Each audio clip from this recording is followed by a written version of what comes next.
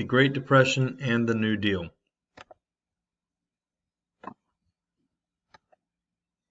So the stock market crashed in 1929.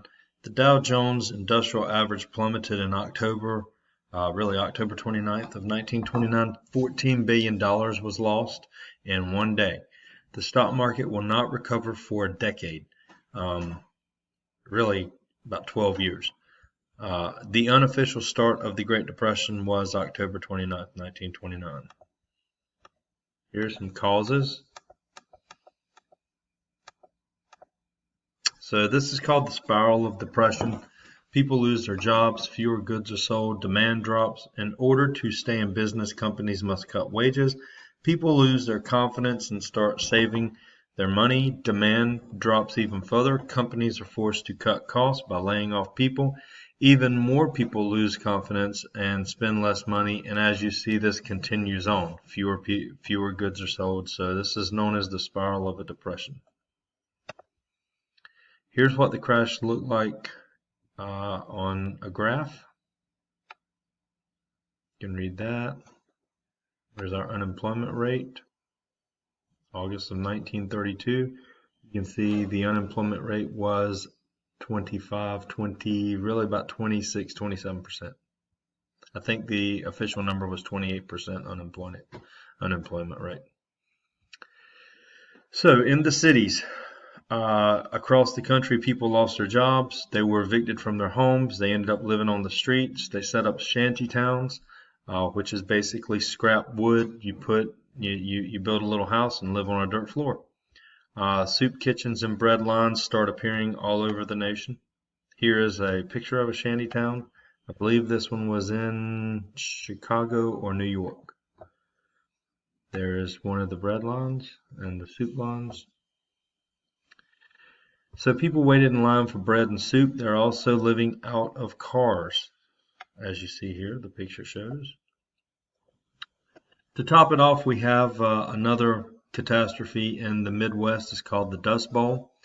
Farmers of the Midwest had farmed the soil, overfarmed it, and basically when there was a drought, it led to hundreds of acres of soil being blown away. These were called black blizzards. They last from 1933 to 1939.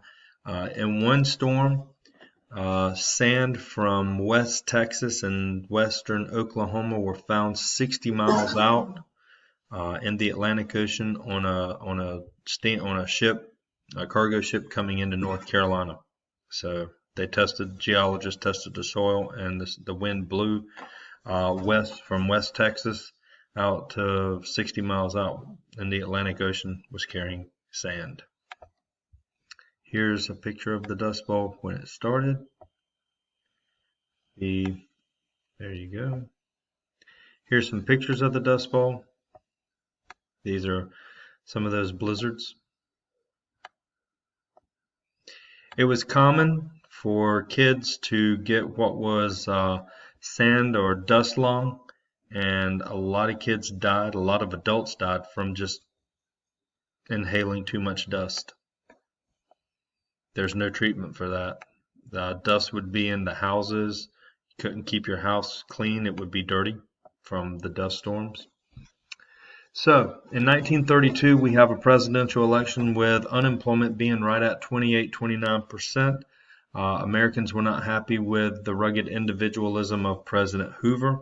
And his rugged individualism was very few government programs to help people and to help alleviate the Depression. However, in 1932, Franklin Delano Roosevelt will promise the people a New Deal. Remember, his cousin, Theodore Roosevelt, had promised the people and delivered what he called a square deal for the American people. So FDR come up with this program, or come up with this slogan, the New Deal. And this would be his program to get America back on its feet. So here's some goals of the New Deal you need to know. 3 areas he focuses on: relief, to help people right away; recovery, to get the U.S. out of the Depression; and reform, to make sure this Depression doesn't happen again.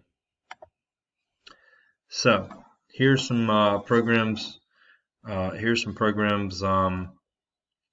related to or dealing with relief.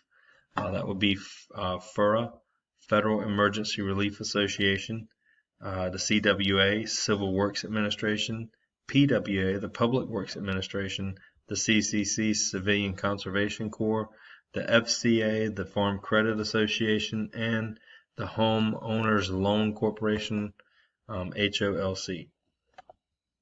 So here's some programs dedicated to recovery. Works Progress Administration, WPA again. National Recovery Administration, the NRA.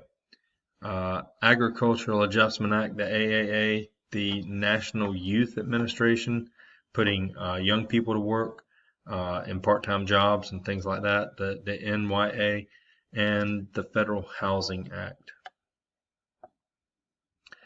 So here are some reform programs. The FDIC, the Federal Deposit Insurance Company or Corporation, the SEC, Securities and Exchange Commission, the Wagner Act, the National Labor Relations Board, the TVA, the Tennessee Valley Authority, and the one that has the greatest effect on us today, well, the FDIC has an effect on people who have money in banks, but for all Americans, the Social Security Act. How does the Social Security...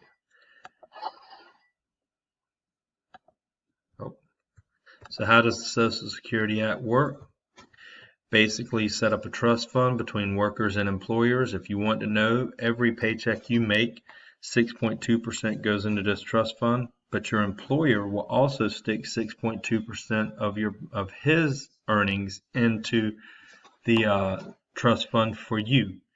Overall, it's 12.4% of every check you'll ever make you get into Social Security.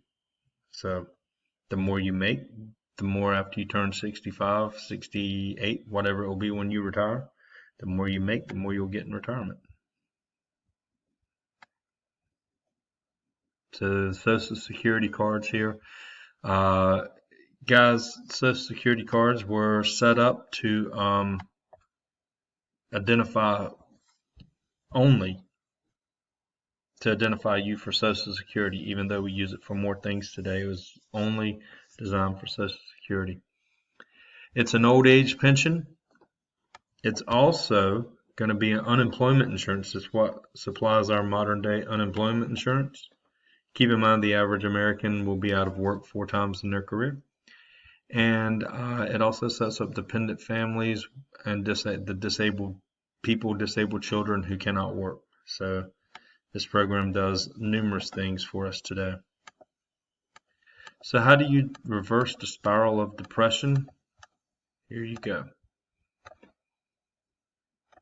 It's called the cycle of prosperity, or Roosevelt called it pump priming. Basically, you pay more pay equals more taxes equals more government spending. You use the alphabet agencies to create more jobs. When you get more jobs, you have more spending. The demand for goods increases. More goods have to be produced. More people with jobs equal more money, equal more pay, more money. More spending. Demands for goods increase. More goods have to be produced, more jobs. So it spirals the other way. So what will officially end the Great Depression? It'll be our entry into World War II. The Great Depression and the New Deal programs. The New Deal gives people hope, and it does improve the economy. Roosevelt pulled back too soon. He pulled a lot of these programs, or some of these programs, back too soon in 1937. We end up in another depression because he pulled them back too soon. So what really gets us out of the Great Depression is World War II. He wanted to have a third New Deal in 1939, and how the second New Deal focused on Social Security. He wanted the third New Deal in 1939 to focus on nationalized health care. However, we had other things going on in 1939, 1940, and that would be World War II. Things in Europe kind of get bad, and our attention turns to foreign affairs.